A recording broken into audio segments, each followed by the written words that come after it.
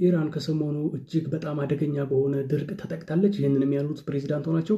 ከዚህ ጋር ተያይዞ ዋና ከተማችን የሆነችውን ቴሄራንን ለቀን መውጣት ሳይጠበቅብን አይቀርም፣ እጅግ በጣም አደገኛ የውሃ እጦት ላይ እንገኛለን ብለዋል ፕሬዚዳንቱ ማለት ነው።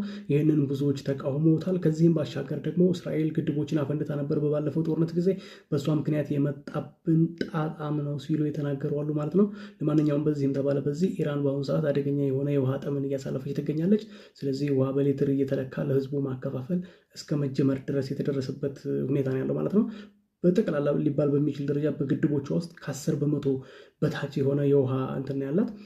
በመንግስት ደረጃ ያላቸው እምነት ምንድነው? በሚመጣው የበልግ ወር ዝናብ ይጥልልናል የሚል ግምት ነው። ነገር ግን የሀገሪቷ ሜትሮሎጂ ኤጀንሲ እንደገለጸው በሚመጣው በልግ ወርም ቢሆን የበልግ ወቅትም ቢሆን ምንም አይነት ዝናብ ሊጥል እንደማይችል መረጃዎች ያሳያሉ ሲል ተናግረዋል ማለት ነው። ተጨማሪ መረጃዎችን እንድናደርሳቸው ቻናላችንን ሰብስክራይብ በማድረግ አብራችሁን ሁኑ እንላለን። መልካም ጊዜ ይሁንላችሁ።